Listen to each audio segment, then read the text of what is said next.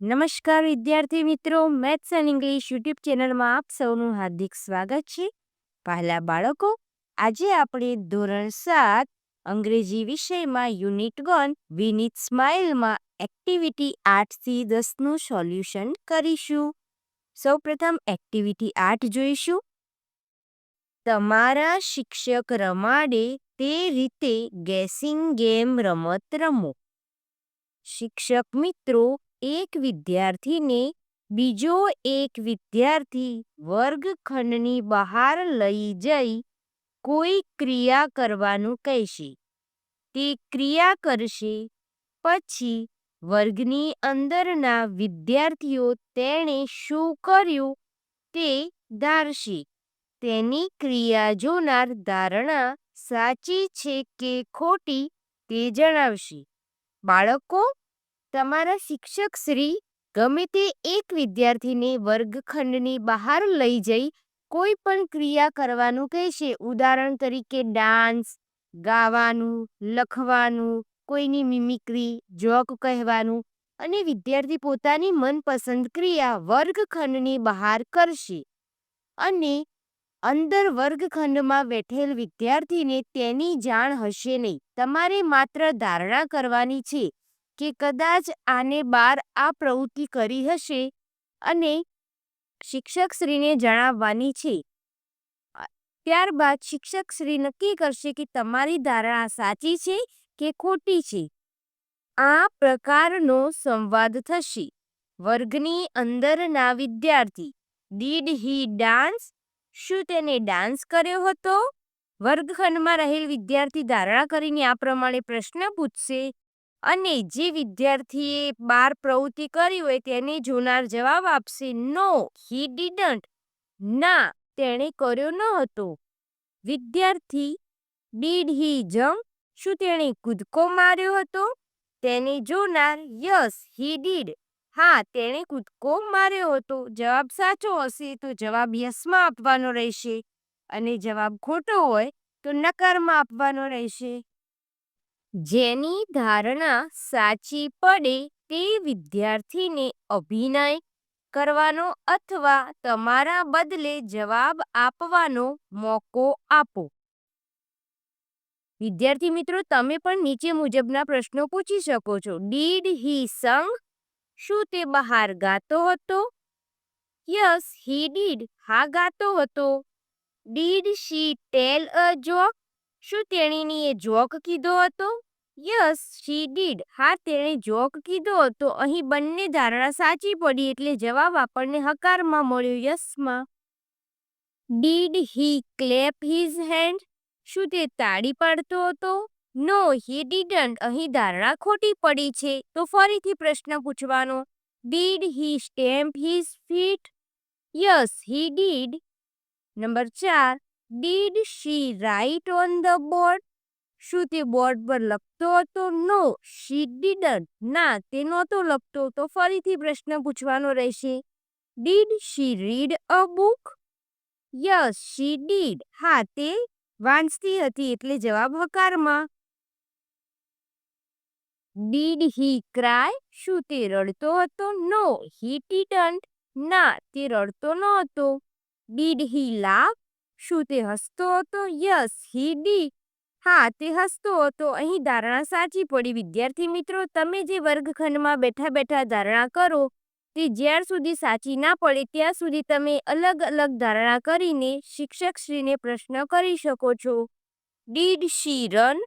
શું તે દોડતી હતી? No she didn't. ના, તે દોડતી નથી. Did she hop? Yes she did. Number 7, did she draw a picture? No she didn't. Did she skip? Yes he did. 8, did he kick a ball? શું તેણે દડાને કિક મારી હતી? Yes he did. Number 9, did she raise her hand? શું તેણે તેના હાથ ઊંચા કર્યા હતા? નો શી ડીડન્ટ. ના, તેણે તે નહોતું કર્યું. Did she wave her hands? Yes she did. Number 10, did he play cricket? શું તે ક્રિકેટ રમતો હતો? Yes he did. વિદ્યાર્થી મિત્રો, અહીં એક્ટિવિટી 8નું સોલ્યુશન પૂર્ણ થાય છે. હવે આપણે એક્ટિવિટી 9 જોઈશું. એક્ટિવિટી 9. નીચે ડોક્ટર સ્મિતા અને મનોજભાઈ સરપંચની એક દિવસના કાર્યોની માહિતી આપી છે. તે વાંચો. ડેટ 26 જાન્યુઆરી 2012 થર્સડે. ડોક્ટર સ્મિતા અને મનોજભાઈ જે સરપંચ છે. વિદ્યાર્થી મિત્રો, અહીં 26/1/2012 ગુરુવારના એક દિવસના કાર્યની માહિતી આપી છે. કોની કોની? તો ડોક્ટર સ્મિતા અને મનોજભાઈ જે સરપંચ છે. ડોક્ટર સ્મિતા જે કાર્ય કરે છે તે અહીં લખેલા છે અને મનોજભાઈના કાર્યોની નોંધ અહીં લખેલી છે, જેનું તમારે રીડિંગ કરવાનું છે. ડોક્ટર સ્મિતા અને મનોજભાઈના કાર્યોની નોંધનું રીડિંગ કર્યા બાદ ખાલી જગ્યાઓ પૂર્ણ કરવાની છે તે જોઈએ. Now read the following sentences carefully and fill in the blanks. હવે નીચેના વાક્યો ધ્યાનપૂર્વક વાંચો અને ખાલી જગ્યા પૂરો. અહીં એક ઉદાહરણ આપણી સમક્ષ રજૂ કરેલ છે. Doctor Smita hoisted the flag at the high school. અહીં પ્રશ્નાર્થ વાક્ય બનાવેલ છે. Did Dr. Smita hoist the flag at the high school? વિદ્યાર્થી મિત્રો, અહીં did નો પ્રયોગ કેમ કર્યો? કારણ કે અહીં આપણે જોઈ શકીએ છીએ કે હોઇસ્ટેડ V2 આપેલું છે એટલે કે સાદો ભૂતકાળ. એ માટે અહીં did વાપરવામાં આવ્યું છે. ત્યારબાદ તેનું હકાર વાક્ય બનાવ્યું છે. યસ શી ડીડ, એટલે કે doctor Smita hoisted the flag at the high school. આ વિધાન સાચું છે એ માટે અહીં જવાબ યસમાં આપવામાં આવે છે. જો વાક્ય ખોટું હોય તો જવાબ નકારમાં એટલે કે નોથી આપવામાં આવશે. ખાલી જગ્યા 2 જોઈએ. મનોજભાઈ ડિસ્ટ્રીબ્યુટેડ સ્વીટ્સ. હવે આનું આપણે પ્રશ્નાર્થ વાક્ય બનાવવાનું છે. આપણને પાછળ પ્રશ્નાર્થ ચિહ્ન આપેલું છે એટલે ખ્યાલ આવી જશે. તો અહીં આગળ આપણે ડિસ્ટ્રીબ્યુટેડ જે ભૂતકાળ છે તો ડીડ મૂકીશું. વર્તમાન કાળ હોત તો ડઝ મૂકત. Did doctor Smita distribute sweets? અહીં ડોક્ટર સ્મિતા છે, પરંતુ મનોજભાઈએ સ્વીટ ડિસ્ટ્રીબ્યુટ કરી હતી, ડોક્ટર સ્મિતાએ કરી નથી. તો આપણે પ્રશ્ન પૂછ્યો કે did doctor Smita distribute sweets? તો અહીં જવાબ આપેલો છે નકારમાં. નો શી ડીડન્ટ. ખાલી જગ્યા 3. Doctor Smita operated upon the patient. અહીં પ્રશ્નાર્થ વાક્ય બનાવ્યું છે. Did she operate upon the patient? Did આવ્યું એટલે ઈડી નીકળી ગયો. હવે હકાર વાક્ય બનશે. Yes she did. Number 4. Doctor Smita spent an hour with the differently abled children. હવે પ્રશ્નાર્થ વાક્ય બનાવવાનું. ડીડ મનોજભાઈ સ્પેન્ટનું સ્પેન્ડ થઈ જશે કારણ કે અહીંયા ડીડ આવ્યું તો અહીંયા V1 આવી જાય. V1 એટલે વિદ્યાર્થી મિત્રો સાદું રૂપ.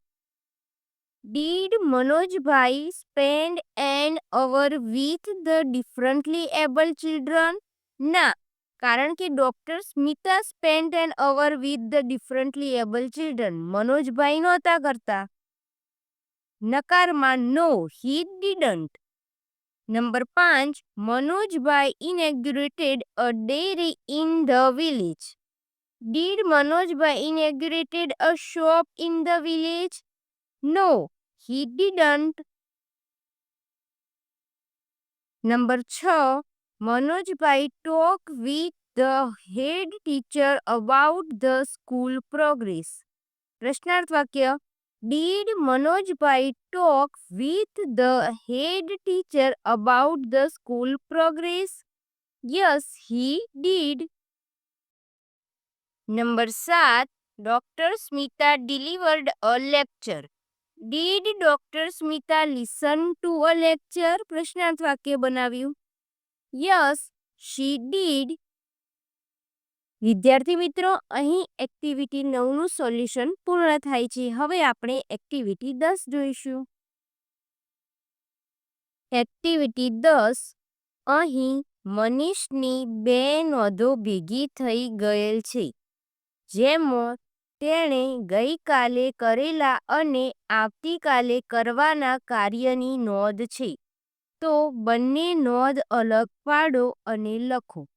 વિદ્યાર્થી મિત્રો, મનીષની બે નોંધો ભેગી થઈ ગયેલ છે, જેમાં તેણે ગઈકાલે કરેલા અને આવતીકાલે કરવાના કાર્યની નોંધ છે. તો બંને નોંધને અલગ પાડવાની છે. વિદ્યાર્થી મિત્રો, અહીં યસ્ટરડે અને ટુમોરોના વાક્યો અલગ કરવા માટે તમારે એક શોર્ટ ટ્રીક યાદ રાખવાની છે. જે વાક્યમાં વિલનો ઉપયોગ કરવામાં આવ્યો હોય તે વાક્ય ટુમોરોના કોષ્ટકમાં લખવાનું રહેશે.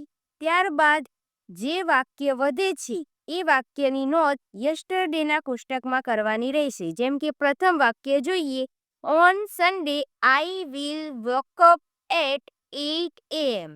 તો અહીં વિલ આવ્યું, તો આ વાક્ય આવશે ટુમોરોમાં. I will prepare my breakfast. આ પણ આવશે ટુમોરોના કોષ્ટકમાં. I woke up at 6 AM. અહીં ભૂતકાળનું રૂપ છે તો યસ્ટરડેમાં આવશે. I will meet my best friend. Will આવ્યું એટલે ટુમોરોમાં. Sohel at 10 AM. સોરી, આ વાક્ય સળંગ છે. I left my house at 9 AM. આ વાક્ય આવશે યસ્ટરડેમાં. I went to the post office. આ પણ યસ્ટરડેના કોષ્ટકમાં લખવાનું છે. આઈ પોસ્ટેડ ધ એન્વેલપ. યસ્ટરડેના કોષ્ટકમાં આવશે. ભૂતકાળનું વાક્ય છે આઈ રિટર્ન્ડ હોમ. આ પણ વી વિલ પ્લે ચેસ. આ ટુમોરોના કોષ્ટકમાં આવશે. I will take lunch at Sohel's home. ટુમોરોમાં. I took my breakfast and change the dress. યસ્ટરડેના કોષ્ટકમાં લખવાનું રહેશે. I reached school by bus. યસ્ટરડેના કોષ્ટકમાં લખવાનું. I came back home at 5:30 PM. યસ્ટરડેમાં, કારણ કે અહીંયા ભૂતકાળનું રૂપ આપેલું છે. We will go for a movie. Will આવ્યું એટલે ટુમોરોમાં. I will return home at 7 PM. Will એટલે ટુમોરોમાં. Then I watched TV and played video games with my friends. અહીં ભૂતકાળ છે એટલે yesterday. In the evening I took dinner with my family. અહીં પણ ભૂતકાળનું રૂપ હોવાથી યસ્ટરડેમાં આવશે. After dinner I will read for some time. Will હોવાથી ટુમોરોના કોષ્ટકમાં લખવાનું રહેશે. I went to bed at 10 AM. અહીં ભૂતકાળનું રૂપ હોવાથી યસ્ટરડેમાં આવશે. વિદ્યાર્થી મિત્રો, તમારે પણ તમારી હોમવર્કની બુકમાં આ રીતે એક્ટિવિટી 10માં યસ્ટરડેઝ એક્ટિવિટીઝ અને ટુમોરોઝ એક્ટિવિટીઝને અલગ અલગ કરીને નોંધવાની રહેશે. જેમાં યસ્ટરડેની તમામ એક્ટિવિટીઝની નોંધ લેફ્ટ સાઈડ અને ટુમોરો એક્ટિવિટીઝની નોંધ રાઈટ સાઈડ આ રીતે કરવાની રહેશે.